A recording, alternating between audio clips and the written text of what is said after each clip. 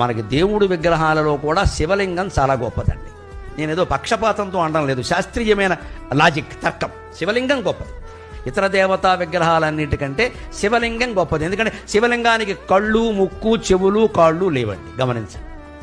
కృష్ణుడికి ఉన్నాయి, రాముడికి ఉన్నాయి, వెంకటేశ్వర స్వామికి ఉన్నాయి, అమ్మవారికి కూడా ఉన్నాయి. శ్రీమాత శ్రీ మహారాజ్ఞ, అబ్బో ఆవిడ మామూలుగా కూర్చోదు, కాలేసుకుని కూర్చోవలసింది. అవన్నీ ఉన్నాయి. శివలింగాన్ని మీరు గమనించండి, అంతే ఇలాగే బోడిగా అలా ఉండిపోతుంది. ఎందుకని?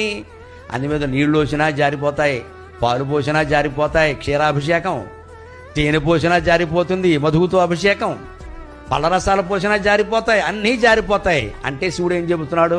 నీ ఆత్మస్వరూపం ఇవన్నీ వచ్చాయి జారిపోతాయి, వచ్చాయి జారిపోతాయి, వదిలేయి వదిలేయి వదిలేయి. మాట వచ్చింది పోతుంది, చూపు వచ్చింది పోతుంది, వినికిడి వచ్చింది పోతుంది, స్పృహ వచ్చింది పోతుంది, అన్నీ పోతాయి. లింగం రూపంలో, శివుడు రూపంలో నువ్వు ఒక్కడవే మిగులుతావు. అదే చిదానంద రూప శివోహం శివోహం.